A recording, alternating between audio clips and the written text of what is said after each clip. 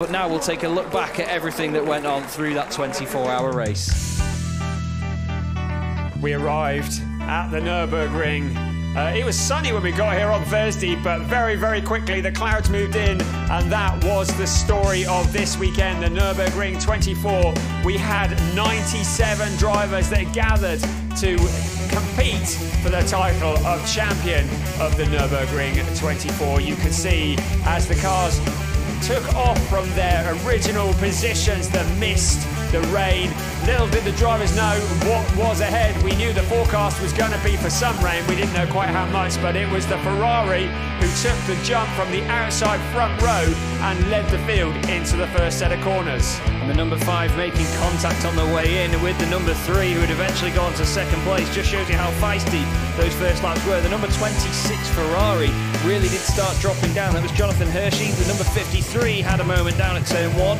This was Mauro Engel just going past the Ferrari. But look at how much was going on and how different the conditions are in every single shot. Frederick Verviche having a go, someone falling asleep. There's a Ferrari off, there's a BMW off, there's a Lamborghini as well that of course broke down after just a couple of hours. If you hadn't seen that car, it was on form early on. The number 2 there, the number 26 Ferrari as well. Again, it was just a shame that Ferrari dropped down.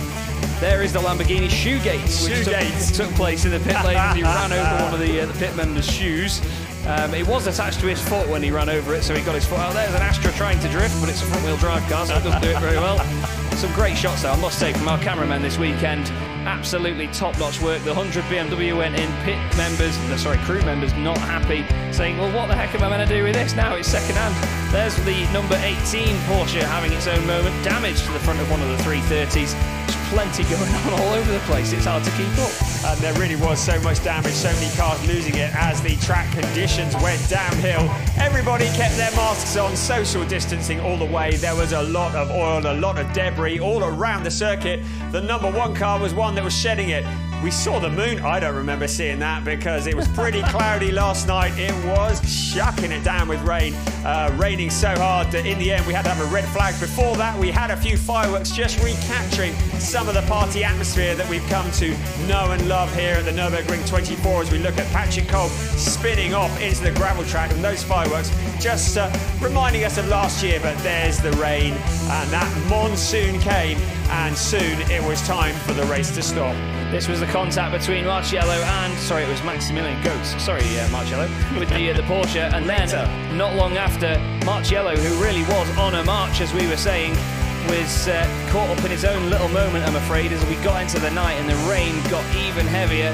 Pit members there still trying to get some sleep through the night. The full wets were out, and the number 9 carried on leading the way into the dark after the number 4 had its own little accident and took itself out of the race. And we just saw, didn't we, Brian, how easy it was to lose it. But this was Marcello just hitting the wall slightly with the rear end, spinning the car around, doing a complete 360. But then, not long after, here is the incident that almost ended their race. It ended their night, and then they had another one a bit later on, which you'll see in a moment. But that really was the turning point, because look at the conditions. It was unbearable for these drivers, wasn't it? And Christopher Haase, who finished second in the race today, very nearly had a moment that took him out of the race shortly after. Raffaele Marciello, you saw him spinning. Somehow he kept it out of the barriers, and he went on to finish for the team in P2. The rain came down, the doors were full of water. First the safety car out came out, then it was red, and the drivers had an overnight session to repair.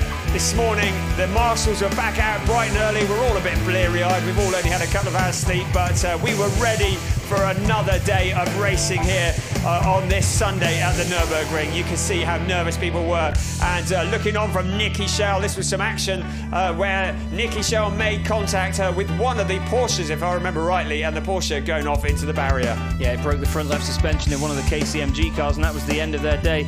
Mathieu Jaminet not too happy with the traffic there going into the code 60 zones, but the drivers knew that the weather was on the way. The 30 took a big hit into the wall and ruined the front end of that Porsche. They did continue and finish the race, and there was a scary moment for the number 3 Audi as well, also running wide onto the grass.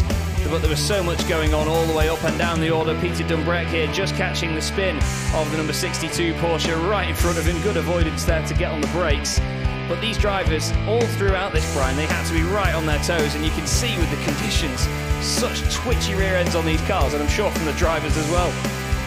Absolutely. When you see Augusta Farfus narrowly avoiding such big contact with the wall, the drivers really were on their toes because the track was slippery, it was dry, it was wet, it was dry. We didn't know what tyres to run, and there you can see the number 99 BMW, saw how wet it was, and there is Chaz's favourite car of the day, the 704.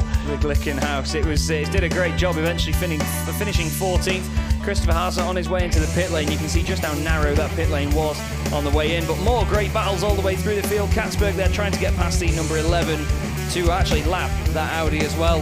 And there was the moment where the BMW went through and took the lead of the race, and that's when the crew knew that it was pretty much done and dusted. The three got away, tried to chase after him, but Christopher Haase just could not quite manage it, could he, Brian? And you can see the Audi Sport team looking very frustrated. They knew that that pit call was possibly going to lose them this race.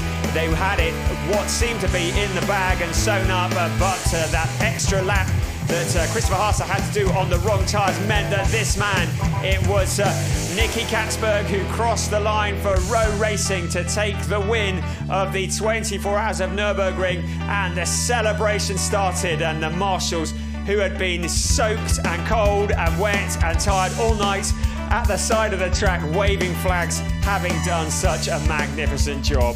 Sorry, I was going to say that'll be everything from us here. Brian Oliver and Chaz Draycott. This has been the ADAC Total Nürburgring 24 Hours.